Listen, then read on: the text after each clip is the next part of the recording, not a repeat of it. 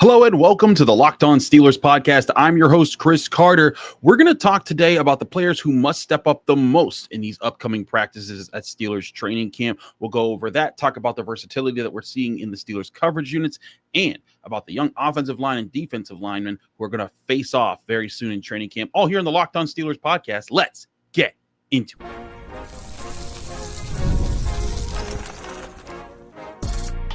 You are Locked On Steelers, your daily Pittsburgh Steelers podcast, part of the Locked On Podcast Network, your team every day.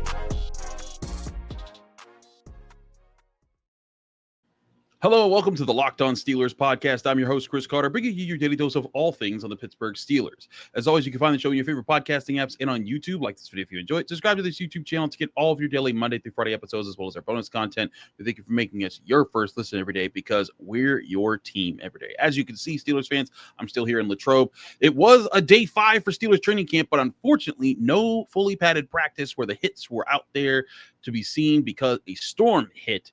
And that moved the Steelers inside into the St. Vincent gym area where they basically kind of did their own walkthroughs and other things that they wanted to work on. They'll be back at hopefully doing their first fully padded practice today, Wednesday, if the weather permits. And it's kind of rare. I saw some people going online like, oh, how could they do this? How could they not look at the weather? I checked my weather, and a lot of us in the media checked our weather beforehand. We're like, oh, it looks like it'll be cloudy, but it looks like it'll be a really nice day.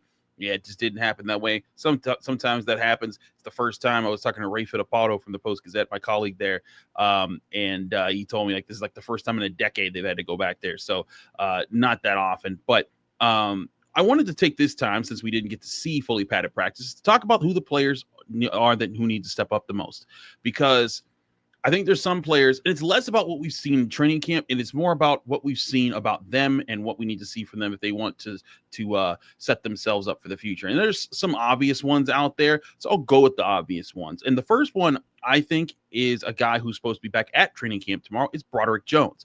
Broderick Jones, of course, the first-round pick of 2023, Omar Khan's first-round pick, first draft pick, since he took over as general manager. He's had 2 years as a starter, really 1.5 with the Steelers, but in that, he hasn't looked all that impressive. He's had great moments, but he's also had bad moments. It's kind of in the balanced factor. He hasn't turned into that first-round superstar offensive tackle the Steelers have been hoping for, but there's also the acknowledgement that he's also still the youngest starting offensive lineman on the team, despite 3 players getting drafted to play offensive line last year. He's younger than all of them, and it was kind of known that he was going to be a bit of a project. It's going to take time.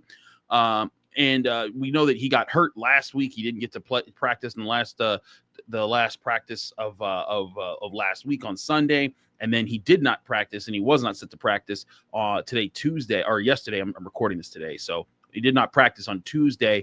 But I did ask Mike Tomlin directly about Broderick Jones's timeline. He said he expects him to be back today. That's huge because I think Broderick Jones has a lot to show right now. And this is a person who believes in Broderick Jones. I've seen like his prototype build. I've seen when he does lock in and he does get it. He has the skill set, the athleticism to be a problem. But he has to put in the coordination. He has to develop that as a player. His hand-eye coordination has to be sharper. He has to be able to get his hands on guys at the right angles. Those are the things that he needs to work on right now. And he has come into camp, I think, more in shape. He's lighter. You can see that in his build and how he is. But it has to come with better technique at the offensive tackle position, especially at left tackle. And yes, it's also going to take time because he played right tackle for the last 2 years because the Steelers could not move Dan Moore to right tackle. I don't know why that was, but that is something that I think is going to take time. I'm not expecting Broderick Jones, when he does return to practice, to just shut down T.J. Watt and Alex Highsmith or whoever he goes up against at left tackle. But I think that he has to show that he's taking steps forward. He's on his way there. If he can do that throughout this training camp, it'll set him up for a solid regular season. This regular season, he does have to be a good offensive tackle. He doesn't have to reach his potential anywhere like that yet. Because I do think that if Broderick Jones were to put it together, he would be an elite tier offensive tackle just because of his build and his athleticism. That's the thing that I think I see for him. But until he gets the technique, he's not close to that right now. And that's where he has to get sharper at. And so he's a big person I am watching on these next couple of weeks of practices. How does he perform? How does he do with the linemen? Is he able to start picking up better blitzes? And, again, I give him the grace of the non-padded practices, but, there were times in non-padded practices, he looked like he was getting beat by speed rushes and different moves, and he was out of position. And those are things that he has to clean up by the time the regular season starts, because you're now protecting the blind side of Aaron Rodgers. Aaron Rodgers don't got the mobility that he used to. He still can move. Like, he still can, get out a little bit. We saw that with the Jets last year. But you can't trust that Aaron Rodgers is going to be able to just dodge those pressures consistently from the left tackle position. Again, him and Dan Moore gave up the most pressures in the NFL among offensive linemen, according to Pro Football Focus. So that has to be sharper. So Broderick Jones is one. My next one is a second-year player, and that's Roman Wilson.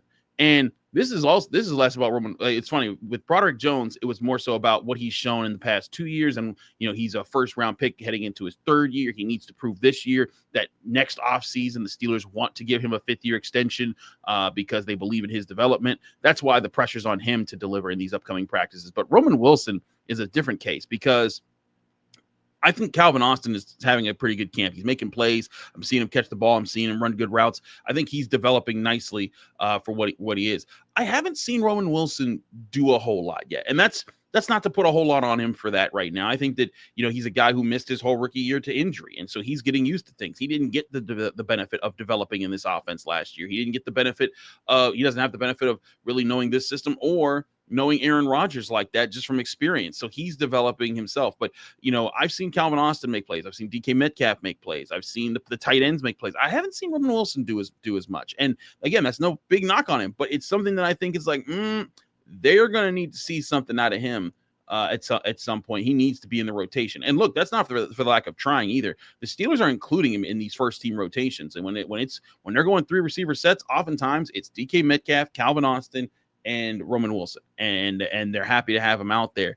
And granted, it's just practices. And I'll say this too: the Steelers, if for Roman Wilson to cut his teeth anywhere, him cutting his teeth with this cornerback room is pretty intense, because when he's going up against the first team defense, he's going up against either Joey Porter, Jalen Ramsey, or Darius Slay. And a lot of times it's Jalen Ramsey, and that is a tough go for any second year, third round pick to be going up against. So I'm not saying this to say that Roman Wilson is bad or he's a bust or he's not going to work out or anything like that, but I am saying that I do think it would behoove him to start stepping up in some of these practices soon, so that the Steelers can look at him and Calvin Austin and say, okay, we have 2 variable, usable wide receivers behind DK Metcalf who are going to fit right into this offense and be playmakers. I just haven't seen him show that in training camp just yet. My third guy I'll talk about here is a guy who's new to the team, but I think was kind of put on notice with a move that they made, and that's Juan Thornhill. And that's because the Steelers signed Chuck Clark last week. Chuck Clark's a veteran safety. He's coming in.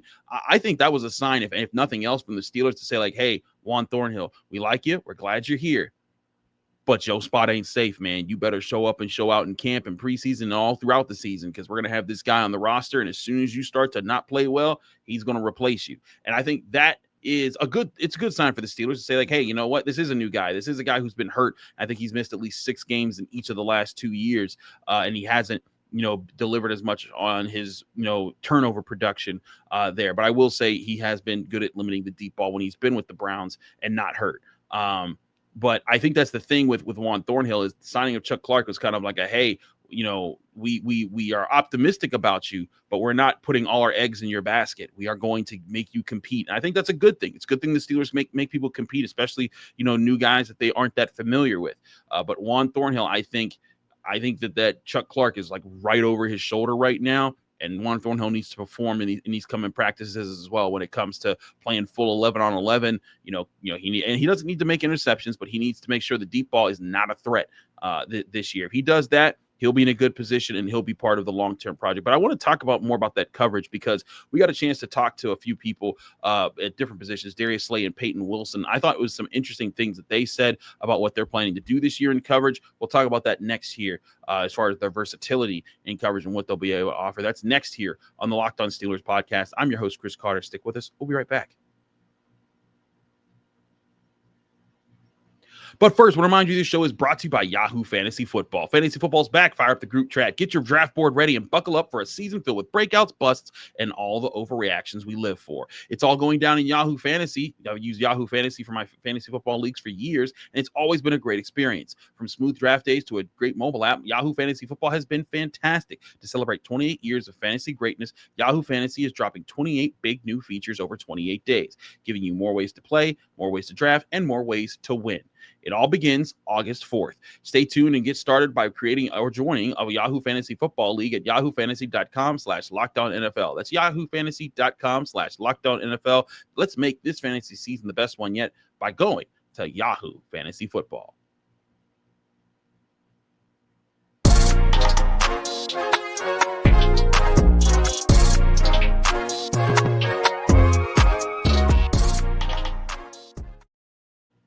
We're back here on the Locked On Steelers podcast. I'm your host, Chris Carter. We continue our episode here talking about the Steelers and getting ready for training camp. Again, there was no padded practice, so the Steelers got to practice indoors. We're going to see some more of that padded practice then. And I brought this up a little bit, I think, yesterday, but, you know, it was funny. Mike Tomlin said when he was asked on Tuesday, asked on Monday. We asked him on Sunday. We asked him on Sunday who he was most excited to see in the first fully padded practice on Tuesday, which was supposed to be Tuesday. It is now pushed to today, Wednesday.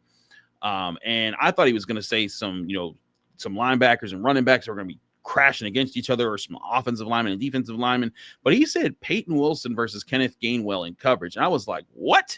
That's a wild answer. But I got a chance to talk to Payton Wilson along with the rest of Pittsburgh media, and I got to ask him that question and some other things. And I thought his answers were interesting for what he gave. Here's Payton Wilson from Steelers training camp yesterday, Tuesday, at St. Vincent College. Mike said that one of his biggest matchups he wants to see is you versus Kenneth Gainwell in the pass coverage game. He talked to you about that, and what are you looking forward to the most? Yeah, I mean, it's up in the team meeting room every day. Every rep, me and KG go at it. He puts it up. It's just it's great being here because it's such a competitive environment. And, he makes it that way on purpose. So every rep that you go, you're going to be up on the big board, so you want to compete as hard as you can. And credit to KG, is one of the best route running running backs I've ever faced. So the work that we're going to give each other is going to really help us. And, like Coach says all the time, when we get in the season, we see each other killing people, it's going to be a credit to each other. It seems like you guys have been sending different alignments, different blitzes and packages this year than last year. You feel like that's been the case, and what have you guys learned about yourselves in doing that? Yeah, I think everybody kind of knows what happened at the end of last year with communication and stuff. I don't think we have too much different stuff going in. I just think you see us flying around a lot more so just because of the communication from the back end to us to the D-line. Everyone's just comfortable in their role and their position and just flying around.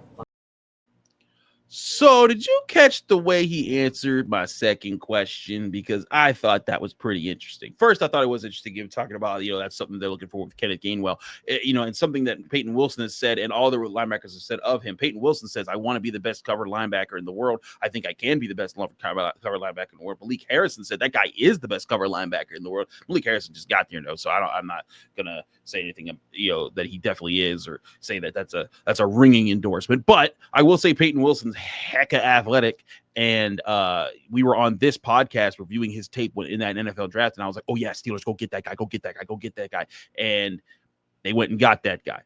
So I thought that's interesting. But I really thought it was interesting that he talked about, like, when I asked him about why they're flying around a bit more, and he did acknowledge, he's like, it's not that there's different calls available. He talked about, it's like there's more communication where the communications, either guys are flying around more, and that was a bit of a.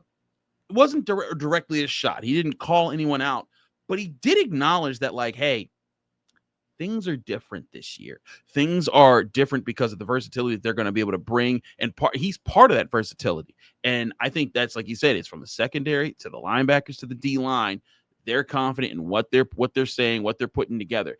And I don't think Minkah Fitzpatrick is the person he's digging at there. I think it's the other guys in between, the Cam Suttons, even the Beanie Bishops, as far as where they aligned up, how they played into everything. And because it's not just that you got to, communicate with your teammates and be on the same page. It's also that you got to be able to recognize things and say, hey, they're doing this. We saw this on tape. Let's give the signal that says, hey, they're switching this up. They're doing this play that we practiced. Let's do the thing that we practiced to counter this player, this concept, or this scheme.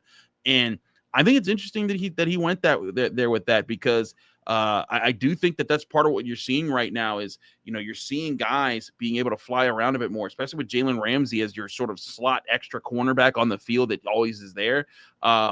Guys look just more confident and more aggressive. And I think that plays into how aggressive that they're being right now. And if you haven't been to Steelers training camp, and you're probably saying, well, what does he mean? What does Chris mean by more aggressive? I'm saying they are being more aggressive with where they let guys line up. They're letting guys line up, in different, blitz packages. They're setting different heat from different directions. They are setting up more disguises. And last year, I think they did that early, but I think that started to fade as the season went on, because when you do those disguises, or you try to set up different blitz looks and you try to do different things, you have to be on your P's and Q's. You have to, dot your I's and cross your T's when you're doing those, because if you miss and one person's not communicating, it leaves, and you're trying to send an aggressive blitz, or you're trying to do a disguise, it can lead to a wide open touchdown, and it can lead to wide open plays. And, that's the kind of stuff that was happening with Cam Sutton. I pointed this out. Even there were times where Cam Sutton knew what the assignment was. He just blew it. There was the first touchdown that Lamar Jackson threw in the playoff game was a crossing route, and Cam Sutton was designed to be the sort of the bait guy, where he looked like he was covering underneath, but he was dropping back into deep coverage, and he dropped back into deep coverage, and then he just let the guy catch the ball, and he was just, instead of making a play on the ball. And that's the thing I think that the Steelers are working on to be different with this year. Darius Slay also got to talk. He talked about the versatility of the defense, and I asked him about Jared Alexander. Here's Darius Slay from the Steelers press conference after practice on Tuesday. You had last year, you and the two young guys in Philly. What did you learn about what the advantages of having three guys like that? I mean, usually teams got two cornerbacks, maybe there's a nickel, but you had kind of three interchangeable parts. They got the same thing going on here. What are some of the advantages of that you saw play out last year? The fact that a lot of guys are versatile, is that like Coop, when I was playing with Coop last year, he could have played safety if we needed him to do that as well, or whatever we needed to do. But it panned out perfect. Everyone stayed healthy, so we stuck to what we did. But it's just good to always have guys out there who can just be versatile and get the job done. Slay, how comfortable are you being versatile, moving around, and where do you see yourself as where your best slot is? Whatever they need me to be. I played the slot before when I was in Detroit, and when I was just a trouble corner, wherever the guy when I went. So it doesn't matter. I was here to do whatever I need to do to help the team win and to be successful. So whatever I need to do, we all get it done. Slay, Mike Tomlin has said with the additions to the secondary, he thinks you'll be able to match up anyone man to man. I'm curious, what kind of mindset mentality does it have to take to be that kind of guy that thrives in a man coverage, mano-a-mano type of situation? Well, yeah, that's how I earned a lot of my money, playing a lot of man. So, I'm blessed and fortunate that at this age I can still do that. So I'm thankful for that. And, that what he brought us here for. Guys that can get in the faces, got some elite receivers in this conference and this division. So we're looking forward to the challenge and, trying to get better. Now that you've had time to get acclimated to Gerald Alexander and how he coaches you guys as a unit, what do you think of how he approaches you guys to correct things, make sure you're being on the same page? Because you guys are moving a lot out there in practice. Well, he does a great job in meetings first, from the meetings. So we do a great job from taking the meetings to the field, man. Then, especially with guys like me and Jalen being there, being veterans, it's pretty kind of easy. And Deshaun too, man. He's a smart, talented dude too, man. He helped me with the defense faster than anything, And with everybody knowing what everybody's doing, we all help each other.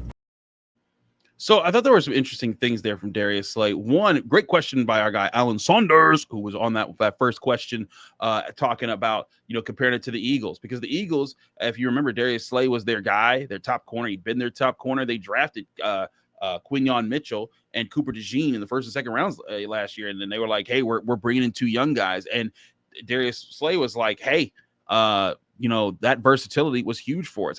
And I think that's a good question by Allen, because it opens up the door to say, like, okay, can the Steelers be that versatile? And maybe they can, because Jalen Ramsey is going to be moving all over the place. Joey Porter Jr., I think, is setting himself up for a really good season. I'm loving what I'm seeing out of him in camp. I want to see him with the pads on. I want to see him in a game not committing those penalties that he was committing the last 2 years. But I think Joey Porter Jr. is looking really sharp right now. That's one thing I will put my name on right now, is at least in training camp, he is playing well, and I want to see more of that. As the year goes on, to report on and see okay, this is development right here. But when it comes to Slay, what he's talking about there, I think that, like Payton Wilson, there's a confidence that these guys can communicate, can play fast, can trust each other, and that's what this team needs. And I thought it was another part that Darius Slay kind of talked about during the press conference that I didn't include there, was he talked about how he's like the Steelers, as storied as they are, they brought in a lot of guys this year who have championship experience, like him just winning with the Eagles, like Ramsey winning with the Rams, like Rodgers winning with the Packers. They brought in guys who know how to win, who know how to be part of that, and that want to contribute to that. But also, when you're saying, hey, we know how to be part of a system and not just have to be the guy that runs everything. And I think that's a big part of who the Steelers are trying to be this year when it comes to the secondary, when it comes to the defense, when it comes to the whole team. And so when you're talking about the versatility and coverage, I think one thing that could help it work this year is that these guys are more in tune with each other, are working better together, and are communicating better because they're all on the same page. And you're not, maybe you don't see some of the guys that aren't fitting in well there. And we got to see how this actually plays out, right? When they signed Cam Sutton, last year, there was a bit of a presumption, even on my part. I was like, I saw Cam Sutton for 6 years with the Steelers be sharp, and communication was not his problem. And then it was his problem all last year, which was just baffling. And so I think part of this is just a confidence in the guys that they have assembled on defense. And you see it from Darius Slay. I think you see it from Jalen Ramsey. I think you see it from Payton Wilson in that interview. I think you see it from everybody on defense. And that's why there's a confidence, there's a boldness that I think that these guys have, that it's going to be really interesting to see when they actually get to put that up against other teams in the fall. We're going to take another quick break. When we come back, I want to talk about, we talked about a lot about the backs on backers drill and different thing, but I want to talk about these young offensive linemen and defensive linemen that are about to face off when the pads do go on Wednesday, because that's another big part of the matchups that I think are huge. We'll talk about that next year on the Locked On Steelers podcast. I'm your host, Chris Carter. Stick with us. We'll be right back. But first, I want to remind you that this show is also brought to you by 5 Hour Energy. Time to fuel up and turn it up with 5 Hour Energy Transfusion. It brings the bold grape, ginger, and lime flavor of your favorite golf drink, minus the alcohol, into a quick, energizing shot. Whether you're sinking birdies or just making memories with friends, there's this one's a hole-in-one for your energy game. Let's be honest, some days on the course or off of it, you just need the extra boost to stay sharp and energized. I'm not a golfer, but I do feel my game is on when I'm able to hit the back net at a Top Golf and with a driver. That makes me feel great and energized. And golf is all about good times with good people and good flavors, of course. That's why great ginger lime flavor gives you the best parts of your clubhouse, so you can go to them without chasing down the Bev card. If you go to 5hourenergy.com today, that is the number 5hourenergy.com. You can use my promo code LOCKEDONGOLF to receive 20% off your order. The offer is only valid through September 30th on one order and cannot be used with other promotions. The code is not good on subscription orders. Whether you're meeting with friends or trying to turn 18 holes into 36, get the energizing boost you need to power through. Order transfusion-flavored 5-Hour Energy shots today.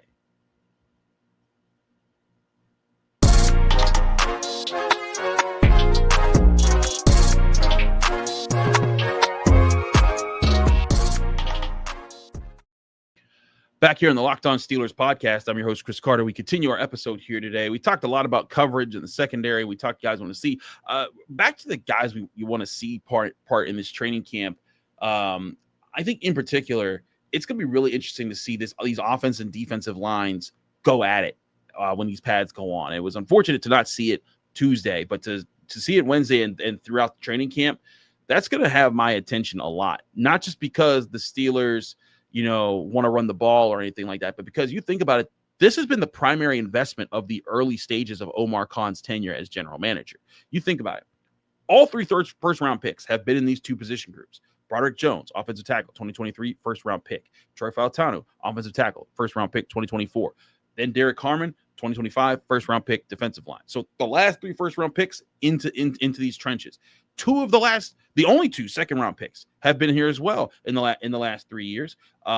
You had Keanu Benton in 2023 and Zach Frazier in 2024, and the second-round pick went to the DK Metcalf trade, so they didn't have a second-round pick this past year. So that's 5 of the top picks in the last 3 drafts, all going into these positions. And you still have other guys like Mason McCormick in the 4th round and Y.A. Black in the 5th round that play a big role as well. So you got Keanu Benton, Zach Frazier as your second rounders, 2 second rounders, 3 first rounders, a 4th and a 5th. That's a lot of investment into young guys that you're hoping pan out and to build out your trenches for the years to come.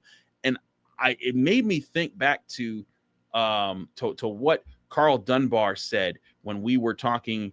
We were talking to him after they drafted Y.A. Black and Derek Harmon, and they signed Dan Aquale. And he said, quote, "If you want to eat, go take your food." And he said that about the defensive lineman, basically saying like, hey, no one's going to be promised anything except Cam Hayward, of course, because he's just Cam Hayward. He's the man. He's earned that. But if you're one of these guys that's on the depth chart and you think that you just got a spot because you're a vet, do not feel safe. Because they went and got new guys because they need new blood. Like whether the Montravius Adams, they're gone. Larry Ogunjobi, they're gone. They need guys that are going to change the line of scrimmage, that are going to be nasty up front. And I think that's a good thing because I think that was a big weakness for the Steelers last year that kept them from being able to be who they wanted to be.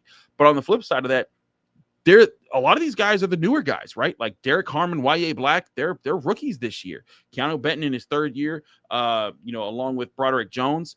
But when you look at these guys and they're trying to make this is the offensive line, they need to be able to come together and coalesce as well. And so this is going to be 2 groups trying to prove themselves that they can be the future of this franchise against each other. And that's going to make for a really interesting battle. I wanted to ask Mike Tomlin about that because that feels like a very unique thing the Steelers have going for themselves right now. You can remember rebuilds happening, right? Like you can remember when the Steelers were reinvesting in the offensive line in the early 2010s.